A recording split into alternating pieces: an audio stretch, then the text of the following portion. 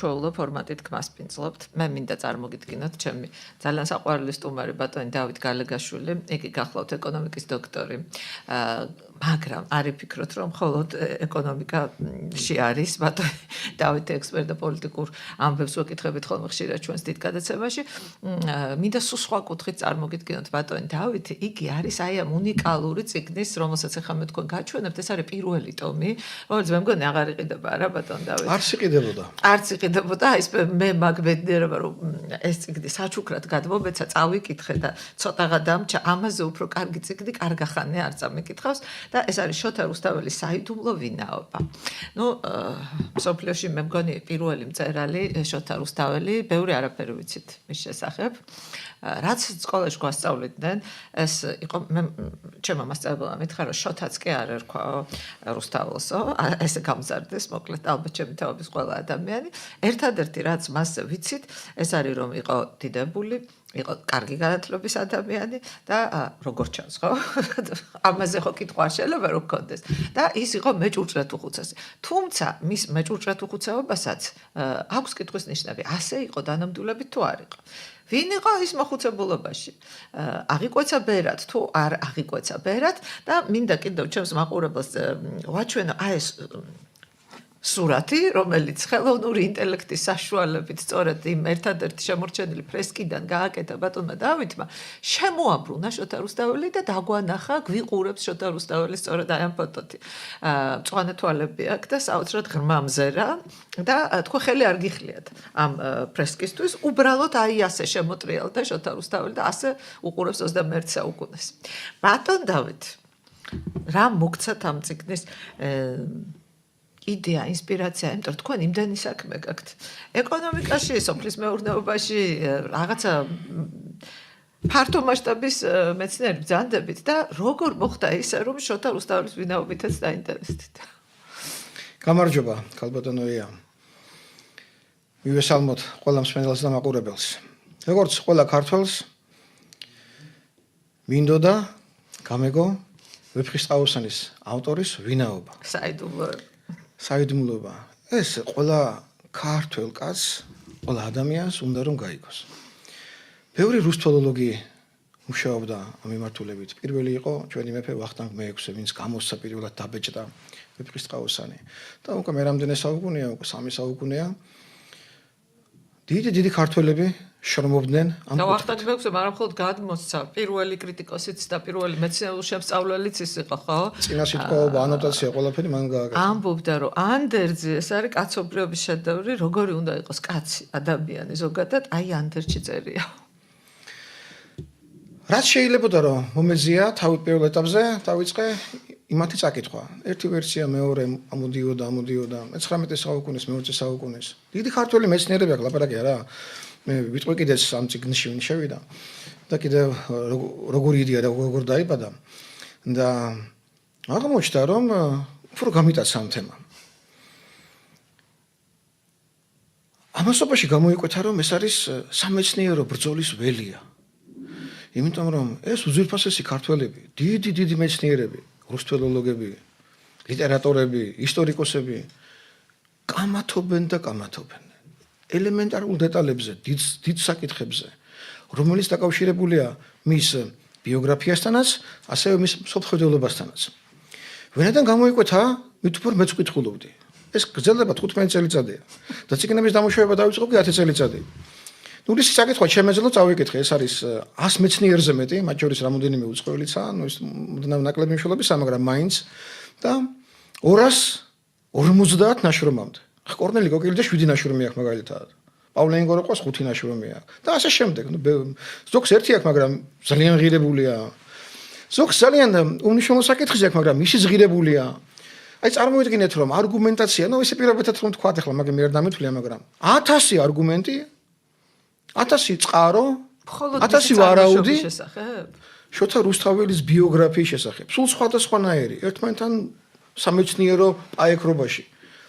ამ 1000-დან გამოვიდა ისე რომ 50 მარგალიტის ამოტანა იქნა საჭირო, რომ ლოგიკური თუ არალოგიკური მსჯელობით გავსულიყავი პირადად მე შოთა რუსთაველის ვინაობას.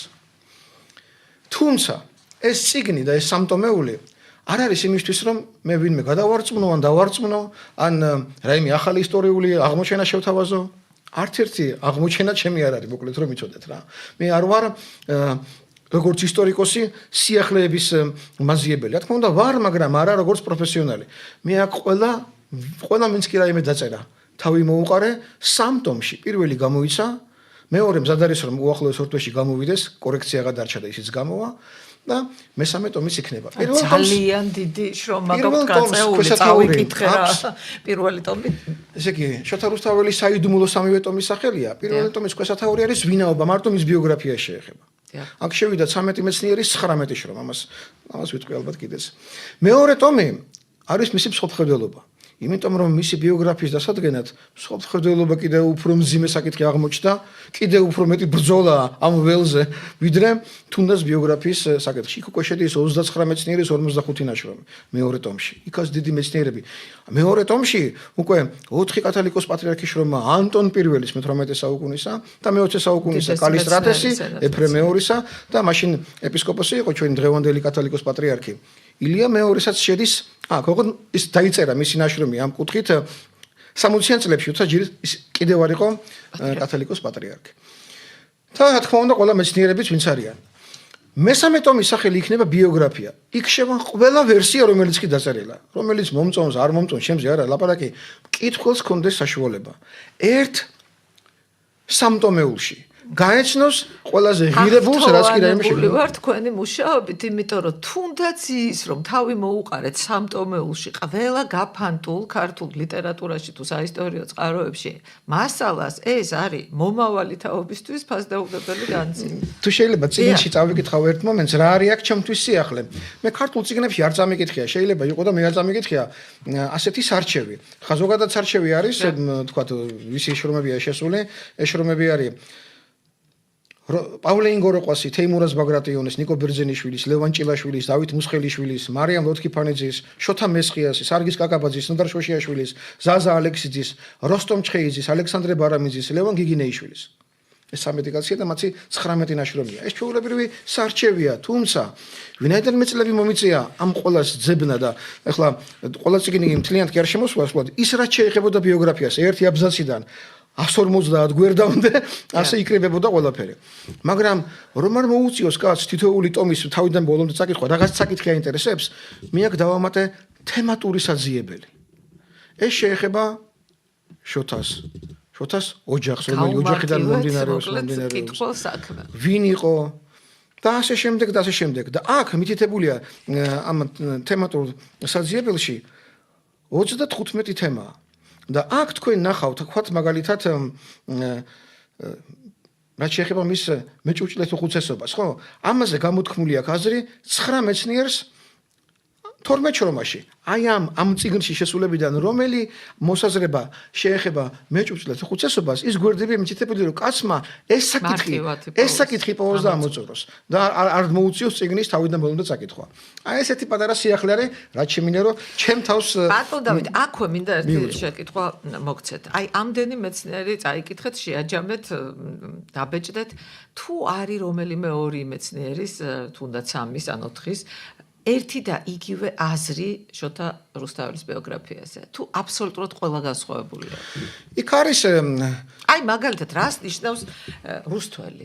რა არის ეს რუსთავი? სად მდებარეობს რუსთავი? აი თუნდაც ამაზე. არის თუ არა ეს კაცი მეჭურჭლეთ უხუცესი? რომელიმე ორ მეცნიერს ერთ და იგივე მოსაზრება თუ აქვს? ახლა ერთ კონკრეტულ საკითხზე შეიძლება იყოს 2, 3, 4 მეცნიერი, რომელიცაც ერთი და იგივე აზრი ჰქონდეს. თუმცა ჩვენ უნდა წარმოვიდგინოთ, რომ ისტორიული ცნობები ერთი კაცის ბიოგრაფიაზე, აი რომ იყოს ადამიანის ბიოგრაფია, რომ შედგებოდეს 100 ერთეული ინფორმაციისაგან, აქ მიმოფანტულია ნატეხები ჭურჭელი რომ დაინტროს, ხო? და მარტო 100 ნატეხიდან, რომელიც მთლიანად გაერთიანო მოგცემს სრულ ჭურჭელს, რომ გადარჩენილი იყოს მხოლოდ 7.5 ნატეხი. ეს 7.5 ნატეხი არ არის მარტო ერთი მხარიდან რომ ერთ რაღაცა სურათი დაინახო, ეს არის ნატეხები ყველა ურთულესი სამგანზომილებიანი პაზლია 100-დან 7 ცალია მარტო გადარჩენილი. და აქ შენ გჭირდება რომ ეს 7 იმ ლოგიკით, ჩემზე არა ლაპარაკი მეცნიერებზეა, იმ ლოგიკით დააკავშირო, რომ სრული სურათი წამოიმართოს. და ახლა ჩვენ შეგვიძლია რომ უკვე ამაზე ვილაპარაკოთ და აქ რომ არ გქონდეს ჩვენ გადაცემა, რომელიც ისტორიკოსებისთვის იქნება მხოლოდ განსაზღვრული და მეცნიერებისთვის, ლიტერატურებისთვის. აქ ჩვენ ველაპარაკებით სკოლის მოსწავლეებიდან დაწყებული სულ ყველას. და აქ შემიძლია მხოლოდ ერთი რამ ვთქვა, რომ ყველაზე ალბათ შეიძლება ითქვას მონუმენტური ნაშრომი, რამოდენიმე 70 წლის განმავლობაში რომ გამოიცემოდა ერთ-ერთი კაცის მიერ, ეს იყო პავლე ინგოროყვა. და ამ მონუმენტურ ნაშრომს ხას ბევრ თავისი ვერსია ქონდა დამოუკიდებელი შრომები, მაგრამ პავლე ინგოროყვას რამოდენიმე ნაშრომმა გამოიწვია, როგორ გითხრათ რა, აი ყოველ 10 წლეულში ახალ-ახალი ბრძოლები დგებოდა ერთი მეორეს არგუმენტების საწინააღმდეგო. ამიტომ ამ წიგნში გენერალური ხაზი უკავია პავლე ინგოროყვათი იწყება და შემდეგ ყველა მეცნიერი თავის აზრებსაც გამოთქვავს, მასაც ეკამათება და ერთმანეთსაც ეკამათებიან კიდევ ეს მარტო ლაპარაკი პავლე ინგოროყვაზე არ არის. ეხლა მე ამით მინიშნება გავაკეთე რომ თვითონ მე ასე უფრო ვიწონებ პავლე ინგოროყვას ვერსიას, მაგრამ ნურავი ნუ მიიღებს ამათ რომ მე ვამტკიცებდე ერთი კაცის სიმართლეს და მეორე კაცის სიმცდარეს. მე სიმართლე გითხრათ, შეცდომებს უფრო ვაფასებ ამ თელ ეპოპეაში, იმიტომ რომ 1000-დან 50 ხო მარგალიტია, ის 950 შეცდომა ვარ ყოფილიყო, შეიძლება მარგალიტამდე ვერ მოსულიყო კაცი. ამიტომ ვაფასებ აბსოლუტურად ყველა მეცნიერის, ასივე თუ ვინც ეხლა მე არ ჩამოვთვლია, მარტო 13 დავასახელე. ყველას ნაშრომს ვაფასებ, მათ შორის შეცდომა იქნება, ამას მე არ ვაფასებ შეცდომა თუ არ არის შეცდომა. ეს იქნება მომავალში მკითხველების გადასაწყვეტი თვითონ როგორც გადაწყვეტავს, რომელი ვერსია ჯობია, ეს მეცნიერი თუ რომელი იმ ადამიანმა გადათქვას, ეს კაცები იყო. მე ახლა თქმა უნდა ჩემი პოზიციიდან ვისაუბრებ ამ შემთხვევაში და შევეცდები რომ აი კითხვების დასმით და ამ მოძრაობით მაყურებელიც დავაინტერესო ამ საკითხებით, რომელიც მოკლედ დავიწყოთ თავიდან, ბატონ დავით, რატომ გგონიათ, რომ ვარ ვინმე მესხი მელექსა მე რუსთველისა და ამისად მაინდა-მაინც არ იყო მესხეთიდან, იყო რუსთავიდან, სად მდებარეობს ეს რუსეთი და რატომ მეჭურჭლეთ ხუცესი? მოდით ამ კონკრეტიკაზე რომ პასუხი გაგცეთ, მე დავგიცხოვთ ერთ კითხვას. თქვენ უაღრესად განათლებული ადამიანი ბრძანდებით. დიდი მადლობა. თქვენ ასწავლეთ ძალიან ბევრ ახალგაზრდას რამდენიმე ათწლეულია ქართულ ლიტერატურას და ძალიან კარგი ახალგაზრდები გამოზარდეთ დიდებული ცოდნით. კი ბატონო. ამიტომ მე გითხავ თუ შეიძლება? კი ბატონო. რა ინფორმაცია გაგაჩნიათ იმ ადამიანზე, ვინც დაწერა ვეფხის ტყაოსანი? ბევრი არაფერი, როგორც თქვენმა უამრავმა მეცნიერმა ვერ მივიდნენ ერთ დასკვნამდე აესა. ნუ უნდა ვთქვათ, რომ მესხეთიდან იყო. მითი იმის შესახებ რომ თამარ მეფე უყვარდა, მე პირადად არ ვიზიარებ, მაპატიოთ ჩემმა მეცნიერებმა, რომლებიც ნუ დიდი ნაწილი ფიქრობს, რომ გინდა თუ არა მის სატრფო იყო თამარ მეფე, ეს არის წარმოუდგენელი, მე თუ მკითხავთ, იმიტომ რომ თამარ მეფე ჯერზე ძალიან ახალგაზრდა გათხოვდა და ეხლა ასე შორით ბნე და შორით ყდომა ყველა შეუძლია, შორით აღვა, შორით ალვა, მაგრამ მე არ მგონია რომ რაღაც ესეთი უფრო ღრმა ურთიერთობა იყო მათ შორის. არ ვიცი სად არის რუსთავი და მართლა მაინტერესებს ეს საზღვარი დღევანდელ რუსთავს ეხება თუ არა. მე რატომღაც მაინც ვიხრები იმისგან, რომ მას ჰქონდა ძალიან ღრმა რელიგიური განათლება და იყო უთავმდაბლესი ადამიანი, თუმცა აი მეჭურჭლეთ უხუცესობაზე არაფერი ინფორმაცია მე არ მაქვს. რა ერქვა ადამიანს? არ მგონია რომ ერქვა შოთა, ჩვენ ალბათ მოვიგონეთ ეს სახელი იმის მიხედვით, რომ გამოვიკითხეთ მესხეთში ყველას გავრცელებული სახელი შოთა და აი ამის მიხედვით ესე დავარქვით. მე ახლა რაც მოვისმინე, შემიძლია ასეთი რამ თქვა. მას შეიძლება ერქვა შოთა, შეიძლება არ ერქვა.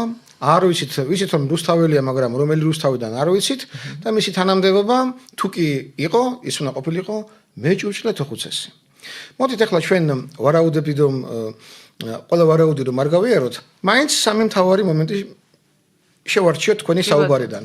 ვინც იცნობს ვეფხის ტყაოსანს და გაუგია მის ავტორზე, მაინც კონცენტრირდება სამ მთავარ ინფორმაციაში. სახელი არის შოთა, ზედწოდება არის რუსთველი და მისი თანამდებობა უნდა ყოფილიყო მეჭურჭლეთ ხუცესი. ვთხოვოთ მაშინ ჩვენს რადიოს არავს ვთხოვთ. პირველი სურათი რომ ეკრანზე გამოიტანონ.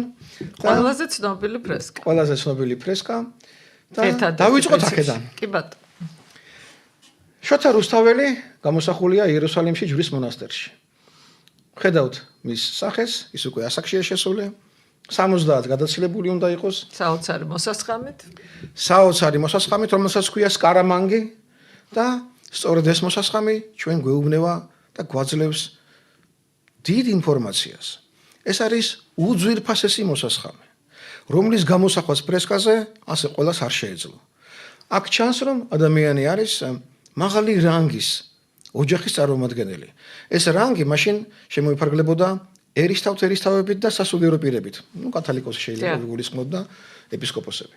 აქ რა თქმა უნდა, მას აწვია სამოქალაქო დასაცმელი და ის უნდა მივაკუთვნოს პირდაპირ ერისთავს, იმდროინდელი საქართველოს ერისთავს. და თუ ამას აქში ის ერისთავია, ხო გამოირიცხება, რომ ის როდესღაც აღიკვეცა ბერად.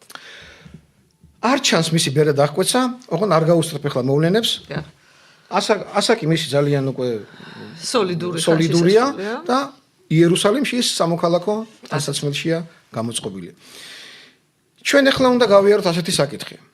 დავით აღმაშენებლის დროიდან, მისი მეფობის მეორე პერიოდიდან უკვე მიწორულს მისი მეფობისას, იქიდან დაწყებული ვიდრე გიორგი ბრწყინვალემდე 300 წლის განმავლობაში საქართველოში პლუს მინუსით, მაგრამ ცნობილია 78 დღევანდელი გაგებით მინისტრი.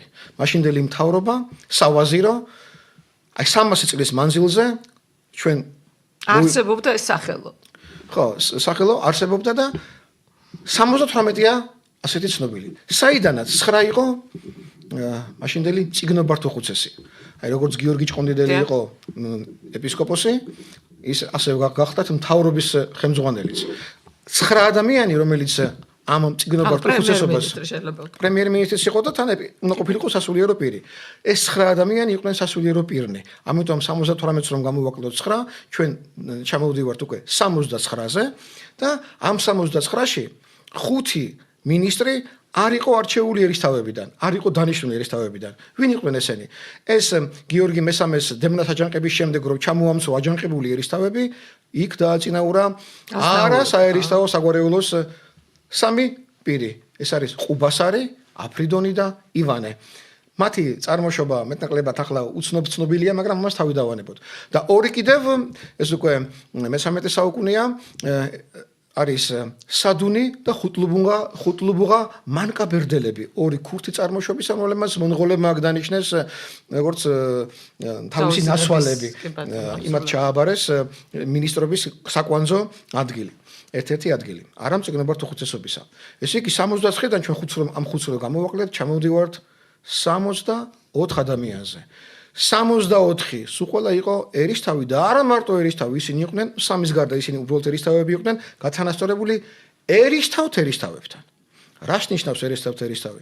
მაგალითად თუ ჰერეთში შედიოდა იქ დღეს რომ საინგილოს ვეძახით აღმოსავლეთ ჰერეთი დავარქვათ ამათ ეს გიშის ერისთავი იყო ასეთი, აქ ხორნაბუჯი შედიოდა ჰერეთში, შედიოდა ვეჯინი, დღევანდელ მაკაცმა რომ გაიგოს რაზე ელაპარაკი და შედიოდა ასევე მანავი. ეს მაშინ კახეთის ტერიტორია. კახეთის ნახევარი მაშინ ჰერეთი ერქვა, შემდეგ ის გაიყო მეორად. დაიმცრო და კახეთმა მოიცვა უკვე მთლიანი კახეთ-ჰერეთის ჰერეთს თავის მეფეც ყავდა. კახეთს ცალკე მეფე ყავდა, ჰერეთს ცალკე.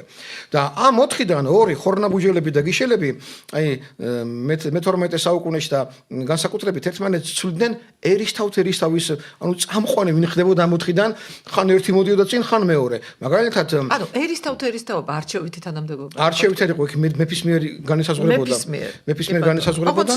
ერისთავებიდან ირჩეოდა. მაგალითად, დემნას მხარი დაუჭირა გიშელმა ერისთავმა და ის რახან ის ჩამოამსვრდა კოლონკელიძეები, ხორნაბუჯელები წამოციეს წინ. შემდეგ კოლონკელიძეებმა უღალატეს თამარს და რახან გიშელი დაუდგა გვერდში თამარს, უკვე გიშელი წამოვიდა ერისთავად. ასეთი იყო მოკლედ ჩვენი მთავრობის მოწყობა.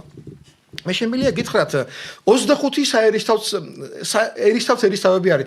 25 საერისთავოა საქართველოში. მე ხა ამას მეტნაკლებად ჩამოვთვლი, მაინც რომ წარმოდგენა გქონდეს. ჰერეთი, რუსთავი, კახეთი, თბილისი იყო მეფის დომენი. ქართლი, ორბეთი, ლორე, კაენი, გაგი, თორიჯავახეთი, თმოგვი, სამცხე, ტაო და ჭანეთი, ქუთათისი სამოქალაქო ეს და სამოქალაქო ეს მეფეს ეკუთვნოდა პირდაპირ. არგვეთი, რაჭათაკვერი, სვანეთი, გურია, ოდიში, ცხუმი და შემდეგ ბოლო ხუთი უკვე დღევანდელი სომხეთის ტერიტორიას მოიცავს და ცოტა თურქეთში რომელიც არის ეს სომხური ტერიტორიები დავარქვათ. ახლა არარატის სომხეთი დავარქვათ. ეს იყო ანისი, დვინი, ბიჯინისი, სივნეთი და ხაჩინი. 25 საერისთავო ჩამოვთვალე, აქედან 5 სომხური, აქედან ახლა ეს ცოტა ხანი დავუტოვოთ სომხური და 20 საერისთავოში მოვდივართ, საიდანაც შეიძლება და ყოფილიყო ის ადამიანი, რომელიც იერუსალიმში ფრესკაზე ასახული. ჩვენ ვამჭიდროვებთ მაშინდელი საქართველო 10 მილიონამდე საქართველოს უშუალოდ არა, მისი ვასალები და პროტექტორატები 550,000 კვადრატულ კილომეტრს ვაკონტროლებდით მაშინ. აქ შედიოდა საქართველოც, სომხეთიც, შედიოდა ჩრდილო კავკასიაც, ტრაპიზონიც, მოკლედ ვასალების და პროტექტორატები შედიოდნენ. რომ წარმოვიდგინოთ, დღეს ჩვენ ჩამოსული ვართ 550-დან, ასაც თბილისი აკონტროლებს 50-ზე. და მაშინ ჩვენზე დიდი მაკონტროლებელი ტერიტორიებისა ევრაზიული კონტინენტი დავარქვათ, ევროპული მხარე, იყო მხოლოდ საფრანგეთი, 13 მილიონი კაცი იყო. ბრიტანეთში 7 მილიონი კაცი იყო, რუსეთში 3.5 მილიონი, კიევშიც მაგდენი იყო, გერმანიაში 6 მილიონი იყო. გორცაუცარია 3.5 კაცი ჩვენ 800 წლის წინ 800 წლის წინ აი ამ ტერიტორიაზე, სადაც მივისწრაფით, მეორეები ვიყავი და არმიით კიდევ ყველაზე უფრო ძლიერები. და პირველი ვინ იყო? საფრანგეთი იყო მოსახლეობის რაოდენობით და ამ კვადრატული კილომეტრებით. ეს რომ თქვათ, მაინც რომ წარმოვიდგინოთ ვინ ვარ ჩვენ, თუნდაც 800 წელიწადში. ჩვენ მივედით იქამდე, რომ 20 საერისთავო მივიღეთ სწორედ აი ფრესკიდან გვაძლევს არეალს, სადაც უნდა აღმოვაჩინოთ ვეფხისტყაოსნის ავტორი, იმიტომ რომ ამ ჩაცმულობით მხოლოდ ერისთავი და მისი ჩაცმულობა, ეს მისი ფერი, შინდის ფერი რომ ქვია, მეწამული ფერი. ეს სამეფო ფერია და სამეფო მას გააჩნია რომბებით მოხატულია ეს ყველაფერი. კიდე პატარა ყვავილია კიდე ჩახატული, რომელიც სხვა ორბელიანებს და სხვებს, აი რომელიც ბეთანიაშია, იქ შეიძლება ნახოთ ყინწვეში და სხვაგან, რამოდენიმე კიდევ არიან ერისთავები, იმათ ასეთი არ აცვიათ.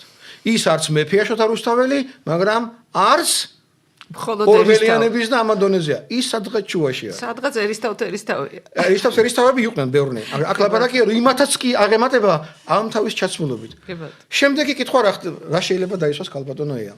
ამ 20 საერისთავოში, რომელ საგვარეულოში იყო და გვხვდებოდა სახელი შოთა? ხო ლოგიკური კითხვაა რა. სკოლის მოსწავლეს რო ველაპარაკო, ხო? კი ბატონო. მეტყვის ეს ბავშვი. მაგრამ რატო შოთა? ხა, სახელი შოთა ეს მე-15, მე-16, მე-17 საუკუნეებში დაფიქსირებულია ირიბი წყაროებით რამოდენიმე ქართველი. ნუ ხა მაშინ მეცნიერები არ ერქვათ იმად, ვინც იყვნენ გადამწერები, ლექსის მთქმელები, ვიდრე ვახტანგ მე-6-მდე, შემდეგ თეიმურაზ ბატონიშვილი. აქ ყველა მაგას ახსენებს როგორც შოთას. აქ ეხლა კამათი ჯობია რომ არ გაუმართოთ, იმიტომ რომ სხვა სახელი არ არსებობს, მარტო შოთაა. ხა ჩვენ შეიძლება რაღაცები ვიფიქროთ, ვთქვათ, მაგრამ დრო რო არ დაიკარგო ჩვენი გადაცემისა. კი ბატონო, შევთანხმდით შოთაა. ხო, ჩვენ უბრალოდ მივყვებით ზოგად აზრს, რომელიც არსებობს. ვის ერქვა საქართველოს რომელ კუთხეში ერქვა ყველას გავრცელებული სახელი სად იყო შოთა? 20 საერისთავოდან იყო მხოლოდ ერთი საგვარეულო, სადაც ჩვენ სახელი შოთა გვხვდება სამჯერ. ჩვენ ვაჩვენოთ ახლა მეორე სურათი. მაპატიეთ ვიდრე გაჩვენებდეთ სურათს, რეკლამაზე უნდა გავიდეთ დიდი ხანია მაცნობები და გადავიდეთ მეორე სლაიდზე. მადლობთ, რამდენი 2 წუთი დაგველოდეთ. რეალური აქცენტები ია დანელიასთან ერთად. რადიო ჯორჯიან ტაიმსის სარეკლამო სამსახური 293-44-05. ავერსში გულების აქციას საკვები დანამატებით შეუერთდა. დააგროვე გულები და მიიღე 20-დან 50%-მდე ფასდაკლება კოსმეტიკისა და ჰიგიენის, ბავშვთა მოვლის, კვების, საფენების რჩეულ ბრენდებსა და ახლა უკვე საინ ფარმას და ნატორმილის საკვებ დანამატებზე. დეველოპერული კომპანია New Group გთავაზობთ ბინებს და კომერციულ ფართებს ქალაქის სხვადასხვა უბანში, როგორც მიმდინარე, ისე დასრულებულ პროექტებში. საბურთალოზე, ვაზის უბანში და დიღომში, ყველა ბინა ბარდება თეთრი კარკასის მდგომარეობით. ჩვენთან არის 0%-იანი შიდა განვადება, 10%-იანი პირველადი შენატანი მიმდინარე პროექტებზე და თქვენზე მორგებული გადახდის პირობები ჩვენს პარტნიორ ბანკებთან. არ გადადო ხვალისთვის. დაგვიკავშირდით დღესვე ნომერზე 599-47-59-59. ასევე გადმოდით ჩვენ საიტზე 3w.newgroup.g და დაათვალიერე ყველა ბინა მარტივად. ჩვენი გაყიდვების ოფისი მდებარეობს ქავთარაძის ქუჩა ნომერი 60. ჩვენ ვაშერებთ მომავალს. რადიო ჯორჯიან ტაიმსის სარეკლამო სამსახური 293 44 05. რეალური აქცენტები ია დანელიასთან ერთად. დაგიბრუნდით ძვირფასო ტელემაყურებლებო, პროდიუსერს ვთხოვ მეორე სლაიდი. გვანახავს ჩვენ შოთა რუსთაველზე, მის წარმომავლობაზე ვსაუბრობთ, ძალიან საინტერესო გადაცემა გვაქვს. თქვენ ხედავთ რუკას, სადაც ის საქართველოა ნაჩვენები, რომელიც მე ეხლახანს მოგიყევით. თუ შეიძლება მთლიან ეკრანზე რო ხო, მთლიან ეკრანზე გავუშვათ ჯობია რომ აი, მადლობა. აქ ხაზია გასმული 4 საერისთავოს. უბრალოდ მხარეს. რა ფერებში? ქართლი, დიახ. აწერია და დაინახავენ კახეთი, ჰერეთი და მათ შუაში არის რუსთავი, რომელზეც ზემოთ არის ხაზი ამოტანილი. აი ეს რუსთავის საერისთავოა, სადაც ჩვენ უნდა მივიდეთ. ეხლა მესამე სლაიდი ვანახოთ. ხო, მესამე სლაიდი ვანახოთ. ეხლა მესამე სლაიდი თუ შეიძლება. კი ბატონო. აი ამ საერისთავოში, რომლებიც ჰერეთს მართავდნენ, დღევანდელი საინგილო რომ წარმოვიდგინოთ, აქ ჰერეთს მეფეც ყავდა თავისი და ჩვენ ეხლა მოვდივართ დავით აღმაშენებლის დრომდე. პირველი ადამიანი, ვინც აქ წერია, ეს არის გრიგოლ პირველი, რომელსაც ყავდა ორი შვილი, ასათ და შოთა პირველი. სწორედ ასათ და შოთა პირველი არის ის საერისთავოს მმართველები, რომლებიც შემოუერთდებიან დავით აღმაშენებლის გაერთიანებულ საქართველოს და დაასრულებენ საქართველოს გაერთიანებას, ასე რომ ვთქვათ. აი ეს საგვარეულო შემდეგ გრძელდება მე-12 საუკუნეში, ასათ პირველი მთავარი ხაზია, მოსდევს მას გრიგოლ მეორე, შემდეგ ასათ მეორე, შემდეგ გრიგოლ მესამე და შემდეგ მოდის უკვე შოთა, რომელიც იკვეთება რომ შეიძლება ყოფილიყო შოთა პირველის მემკვიდრე. შოთა პირველის მემკვიდრე. შოთა ამ შემთხვევაში მესამეა, მანამდე გვერდით ჩტოს, ყავს კიდევ შოთა მეორე, ეს იყო ართავ ვაჩოს ძე, მისი შვილი იყო, მეორე ხაზზე თქვენ დაინახავთ, რომელმაც მხარი დაუჭირა ორბელიანებს და აჯანყება მოუწყო გიორგი მესამეს თამარ მეფე რო გამეფებული იყო ამის საწინააღმდეგო, დამარცხდა და ის ჩამოამცრეს ასათ მეორეც და გრიგოლ მესამეც. აი ეს გრიგოლ მესამე იყო შოთას მამა და ასათი გახდათ, ასათ მეორე გახდათ შოთას პაპა. ამასაც ჩვენ მიტყვით რა და როგორ ხდებოდა. ჩვენ გადავიდეთ მე-4 სლაიდზე, იმიტომ რომ უნდა მოვყვეთ ეს საგვარეულო საიდან მოდიოდა და რატომ შეიძლება რომ მას სამეფო სკარამანგი მოსასხამი ჰქონოდა. არა ეს მეხუთეა, ამის წინ არ არის ეთყობა. ხო, იყოს ეს ცოტა ხანი დავტოვოთ, ეს იყო ამაზე მე ხლა მოვყვები. გაადიდეთ თუ ბაგრატიონები, ხო, ჯერ იყოს დავაპატარავოთ, ჯერ მოვყვები ხა სხვა ისტორიას. აი ეს დინასტია საიდან მოდიოდა? მე-8 საუკუნეში ტაო-კლარჯეთში იყო ხანდახან არეულობა და ბაგრატიონის გვარი ძმები, ბიძაშვილები ერთმანეთს ხოცავდნენ მოკლედ რა. და მე-8 საუკუნეში იქიდან ვინც მოყვა ამ არეულობაში, ორი ძმა წამოვიდა, ერთს ერქვა ასამი, იგივე ასათი, როგორც ქართლის ხოვრებაში მოიხსენებენ და მეორეს ერქვა ვარზავარდი. ესენი გადმოდიან აღმოსავლეთ საქართველოში ხორნაბუჯიდან, დღევანდელი დედოფლის წყაროდან განდევნიან იქ სპარსელი მართავდა მოკლედ და ამ საერისთავოს აიღებენ ხელში და შემდეგ მათ მოიხსენიებენ უკვე მე-11 საუკუნეში სუმბატი წერს, გავიდა 2 საუკუნე, რომ განდგა ქვეყანა ჰერეთისა და კახეთისა და კვალად ეუფლნეს მათნი უფალნი, რომელ პირველ აქ უნდა იგი. ესე იგი, ვინც პირველად ჩამოვიდაო, იმისი შთამომავლები ფლობენ ისევ ჰერეთსო. გადის კიდევ 30 წელი 1032 წელს სუმბატ დავითისზე წერს. ამჟამამდე შვილნი მათნი მთავრობენ მაშინა. ანუ ისევ ძველების შვილები აგრძელებენო და უკვე შემდეგ მე რომელიც აქამდე გაჩვენეთ და მოგიყევით უბრალოდ გითხრობდით ამის შესახებ, უკვე დავით აღმაშენებლის დროს ასათი და შოთა ჩნდებიან უკვე საქართველოს გაერთიანებულ სამეფოში შემოსულები. ასათი იმიტომ ერქვა დავით აღმაშენებლის დროს ამგვარი წარმომადგენელს, რომ ზუსტად პირველი 300 წლის წინანდელი ასათი რომ წამოვიდა ბაგრატიონებიდან, ეს სახელი კიდევ შენარჩუნებული იყო საგვარეულოში. როგორც ბაგრატია, ცოტნეა, თქვა დადიანებში, როგორც გამრეკელია, როგორც ყვარყვარია ჯაყელებში, საუკუნეები გრძელდებოდა. ხო, მამიდან შვილიშვილზე გადადიოდა. და ახლა მივედით ასათი უკვე ვთქვით, როგორ კავშირშია ბაგრატიონებთან. შოთა მომდინარეობს სახელიდან აშოტ. აშოტ პირველი მეფეა საქართველოსი მე-9 საუკუნისა, რომელიც აშოტ კურაპალატი წმინდანი. გრიგოლ ხანძთელის დროს მოღვაწე. გრიგოლ ხანძთელის წმინდა გიორგი მერჩულის მიერ აღწერილი მისი ბიოგრაფია, რომელიც წმინდანად შეირაცხა, ოროზმა მოკლეს ის ტაო-კლარჯეთში და სახელი აშოტი არის საფუძველი სახელისა შოთა. აქედან გამომდინარე ასათიც და შოთაც დავით აღმაშენებლის დროინდელები ადასტურებენ, რომ ეს სახელი შეიძლება რომ ბაგრატიონთა საგვარეულოდან მომდინარეობდეს. მესამე სახელი გრიგოლი რომელიც არის. შეიძლება რომ შოთა რუსთაველი იყო ბაგრატიონი. ბაგრატიონების გვერდითი შტო, ძირითადი ხაზი ის ქართლს მართავდა მეფეები იყვნენ დავით აღმაშენებელის, მაგრამ როგორც მუხრან ბატონები არსებობდნენ და სხვადასხვა გვერდითი შტოები არსებობს ახლა, ეს იყო უკვე მას ქართლის ცხოვრებაში ბაგრატიონთან აღარ მოიხსენებენ, მაგრამ თავისი გენეტიკური წარმომავლობით ეს გახდათ გვერდითი შტო ბაგრატიონების გვარისა. და ჩვენ შესაძლოა უკვე მესამე სახელს ვნახულობთ, იქ სახელი გვხვდება გრიგოლი, გრიგოლ პირველი, ვინც იყო მამა ორის ასათისა და შოთასი, მერე გრიგოლ მეორეა და გრიგოლ მესამეა. გრიგოლ მესამე ცნობილი პიროვნებაა, შოთას მამა ვინც არის რუსთაველისა, ის ქართლის ცხოვრებიდან, ის დიდი ხელისუფალია თამარის ეპოქაში და ეს გრიგოლის სახელი ძალიან საინტერესოა, რომ აი გორგასლის შვილების ეპოქა რომ მოდის, აი გორგასლის შვილის დაჩის და იმათი ბიძაშვილებს, რომლებიც მირიანის ფარნავაზიანთა საგვარეულოს წარმომადგენლები ვინც იყვნენ, იქ ქართლის ცხოვრებაში წერია, რომ სწორედ გრიგოლს გადაეცემა ჰერეთი საერისთავად, ანუ მე-6 საუკუნეშიც კი გრიგოლი ჩნდება ჰერეთის ერთ-ერთ ერისთავად და ოღონდ რა ხდება ნახეთ. ხორნაბუჩში გადასულები დღევანდელ დედოფლის წყაროში. აი ეს ასათი და შოთა. შემდეგ თავს მათი შვილები გვეჩენენ გიში, დღევანდელ აზერბაიჯანში, ეს გიში იქ მდებარეობს. იქ გიშელი ეპისკოპოსის დანიშნა თავის დროზე ვახტანგ გორგასალმა, მაგრამ ხორნაბუჯი შეცვლილია გიშისკენ.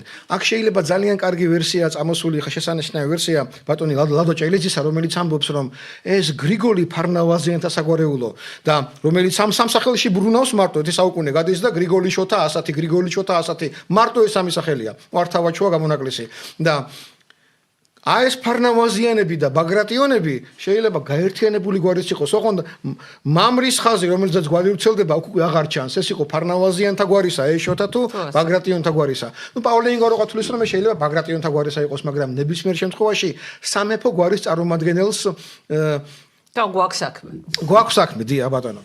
ჩვენ ეხლა მივდივართ მეჭურჭლეთ უხუცესობამდე. რატომ მეჭურჭლეთ უხუცეს? როდესაც თამარი გამეფდება. თბილისს ყავს ამირა. იმ ამირას ერქვა აბულასანი. მისი ძმა იყო ბასელი, ქართლის ეპისკოპოსი გახდათ ის, მთავარი ეპისკოპოსი. და ეს აბულასანი წარმომავლობით არაბი ადამიანი. არა, ქართველები არიან, ქართლის რეგიონი, აბულასანი ქართველია. თბილისის ამირა, ოღონდ ქართველი, კაცო. ამირა ეწოდება მის თანამდებობას. ანუ თბილისის თავი. ეს უკვე დავით აღმაშენებელი გამოვიარეთ. ამდენილია, ეს არაბები და იმიტომ გამიგვირდა. დავით აღმაშენებელი გამოვიარეთ, გიორგი მესამეს ეპოქაში შემოვდივართ ახლა ჩვენ. აქ უკვე ქართველები მართავენ თავიდან ბოლომდე, არაბები აღარ არიან. არაბები ხაჩდებიან მართალია, მაგრამ ყოველ შემთხვევაში იმდენი არ არიან, რომ აქამდე მოახციონ. აბულასანი და ბასილი მისი ძმა, ქართლის მთავარი ეპისკოპოსი არიან წარწერებში გამოსახული თბილისში მდებარე შესანიშნავი მონასტრისა, რომელსაც ლურჯი მონასტერი ქვია. ის მათ ააშენეს. ის არის ანდრია პირველწოდებული სახელისა და ეკვდერი გიორგი მთავარმოწამის სახელისაა. რატომ გაშეირჩა ესე? აბულასანმა მოიწვია თბილისის ამირა. ამით თბილისის ამირა ჩათვალეთ, რომ პირველი კაპიტალიზმი რო შემოდის ის პერიოდია. მოიწვია გიორგი რუსი, მან დააყენა საკითხი ქართლის ცხოვრებას ყვები ახლა მე და სწორედ მისი დაყენებული კანდიდატურა გიორგი რუსი მოიწვიეს და პირველი მეუღლე თამარ მეფისა გახდება გიორგი რუსი.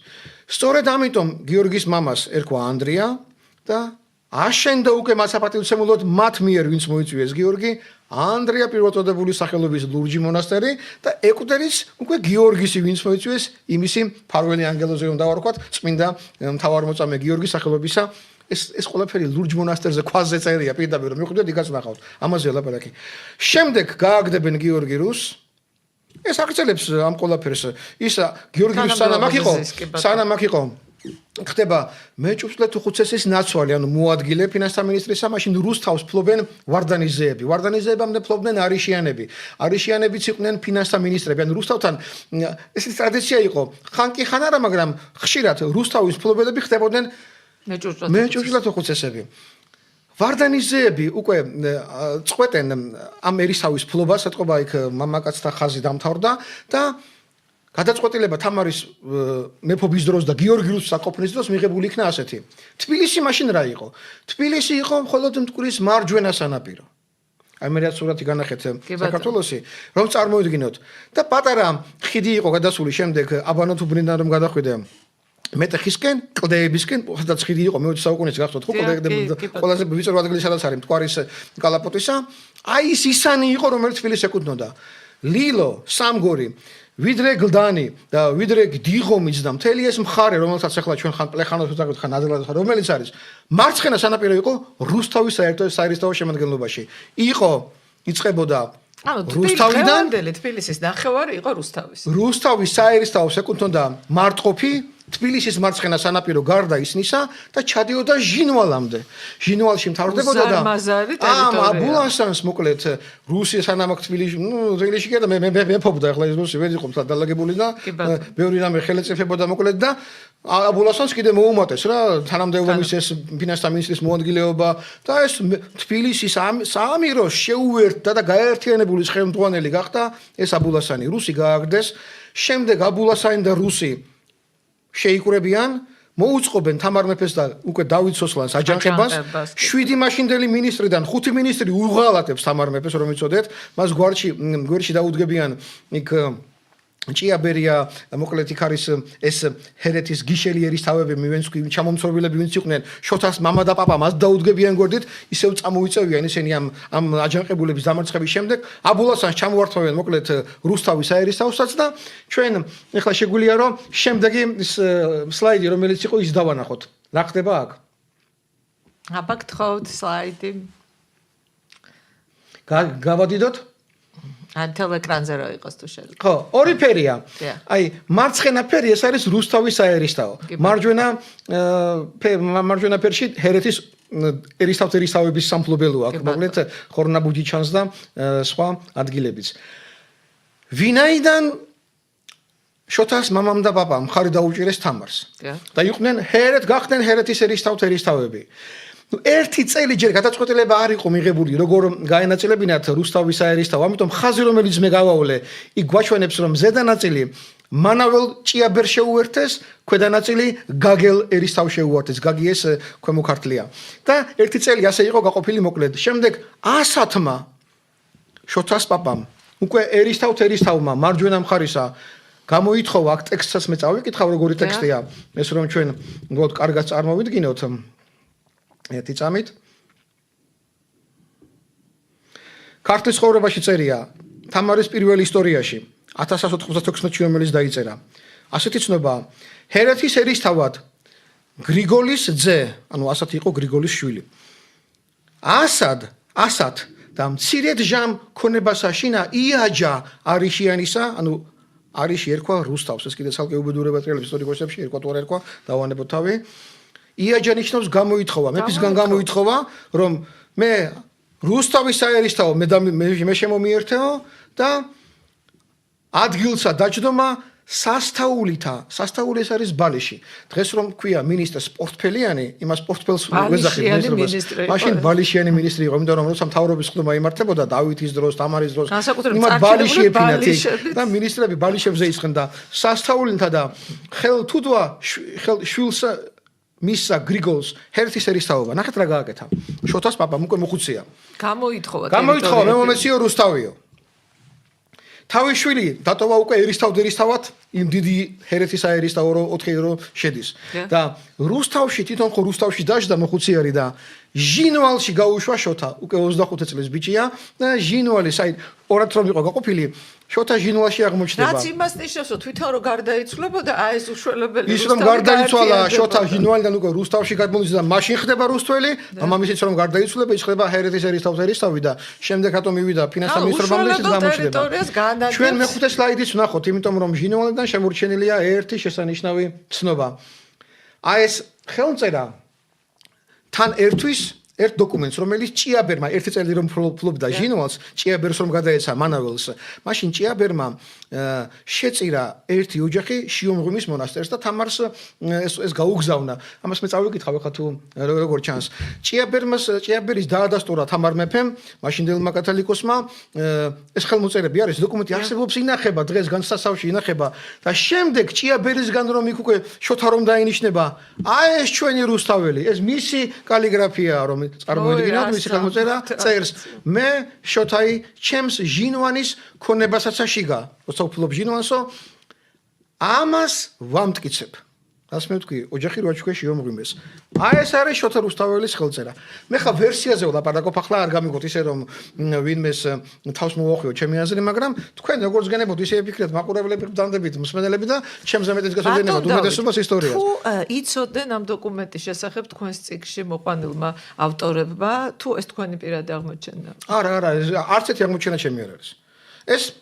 ეს არის პავლე ინგოროყას აღმოჩენა. დიახ. აი ეს ნატეხებს რომ ვამბობ, სამ განზომილებაში 7 ნატეხი 100-დან რომ წარმოვიდგინოთ. ამის ყველაზე ძლიერ დამაკავშირებელი ერთმანეთთან პავლე ინგოროყა.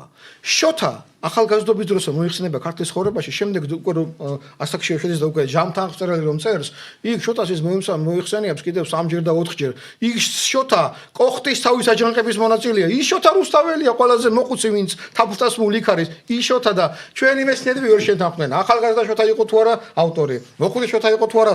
ის შოთა ვინც არის ქართლის ცხოვრებაში შოთა რუსთაველია. ახალგაზრდობიდან 1966 წელს დაბადებულიდან, ვიდრე 1100 უბრალოდ 1166 წელს დაბადებულიდან 1200 დაახლოებით 45-50 წლებამდე. ზოცა ეს ნახატი მიხატებოდა. ბატონო დავით, ჩვენ აქ უნდა გავაგჩეროთ ჩვენი გადაცემა, იმიტომ რომ ჩვენი დრო ამოიწურა. ესე იგი, ერთი წინადადებით ამ დღევანდელი გადაცემის თემა. ჩვენ აუცილებლად მომავალ ოთხშაბათს გავაგრძელებთ ამ უსაინტერესო ეს გადაცემას. შეიძლება ასე ვთქვათ, რომ მივედით იმ ადგილამდე, სადაც ჩვენ ზუსტად ვიცით უკვე, რომ შოთა რუსთველი არის რუსთავის ერისთავი, მასაცვია მანტია, რომელიც გამორჩეულია სრულიად საქართველოში. ასეთი მანტია შეიძლება ერთ კაცსაც კი ეწვეს საქართველოში იმ დროს. მარტო მასაცვია ამ მასშტაბისა. მეფეებს აღამატებული უფრო, მაგრამ ერისთავებს არც ერთს. საიდანაც შეიძლება დავამტკიცოთ, რომ ეს არის ერისთავთერისთავი? მისი ჩაცმულობა და ქართლის ცხოვრება, სადაც ის მოიხსენიება ერისთავად. იმიტომ რომ ის მონღოლებთან მოლაპარაკებაში 4 ადამიანი ელაპარაკება მონღოლებს. ეს უკვე რო დავეცით ჩვენ და ხო, იმ 4-დან 3 მოღალატე არ ქვია მათ. ისინი გადასცემენ თავიანთ გასაღებებს თავის ციხეებისას. შოთა და უმარცხებელი, იმიტომ რომ ჰერეთი ეს წარმოვიდგინეთ და პანკელი იყო კიდევ მეორე, რომლებიც მონღოლებმა როგორც დასავლეთ საქართველოსდა ვერ აიღეს, ეს საუღებელი იყო. ეს არის დღევანდელი კავკასიონის თუშფშავ ხევსურეთს წარმოვიდგინოთ, ეს ემიჯინებოდა პანკისაც და ჰერეთსაც. მათ ძლიერი ზურგი ჰქონდა და მონღოლები იქ არასოდნენ 4 მომლაპარაკებელიდან მონღოლებთან ერთი შოთა იყო და შეთანხმდებიან და გაჩერდება ომები საქართველოში. ეს შოთა რუსთაველია, რომელიც არის კოხტის თავის აჯანყების მონაწილე ყველაზე მოხუცი და შოთა არის, რომელიც იყო მეჭუტა თუხუცესი, რომელიც არის მოსახსენებელში იერუსალიმის ჯვრის მონასტერში. ეს ერთი და იგივე პიროვნებაა და 1166 წელს დაბადებულს რომ გადაუხადეს 800 წლის თავი, 850 წლის თავი და ეხლა რო იყო 1216-ში 900 წლის თავი, ეს პავლე ინგოროყას აღმოჩენილი თარიღია. ყველა ამას ზეიმობს გარდა პავლე ინგოროყას აღმოჩენებისა. ეს კიდევ ცალკე დიდი თემაა, ცალკე უზარმაზარი თემაა, რომელიც მოკლედ ბარი მეორე გადაცემის თემაც დავაანონსოთ და ასე დავასრულოთ ეს გადაცემა. რას გაიგებს ჩვენ მაყურებელი მოვალ გაიგებს იმას, ეხლა ხო მარტივად წარმოდგება ეს ყველაფერი, მაგრამ ეს ურთულესი რამ არის რომ დაამტკიცო.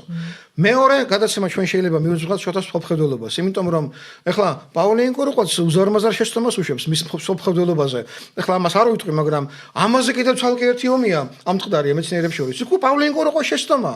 აქ ვერ გაიგებ შეცდომების მთელი კორიანდელია, მაგრამ ისეთი ძვირფასი შეცდომებია, რომელიც ადასტურებს ის რაც შეიძლება რომ სიმართლე იყოს.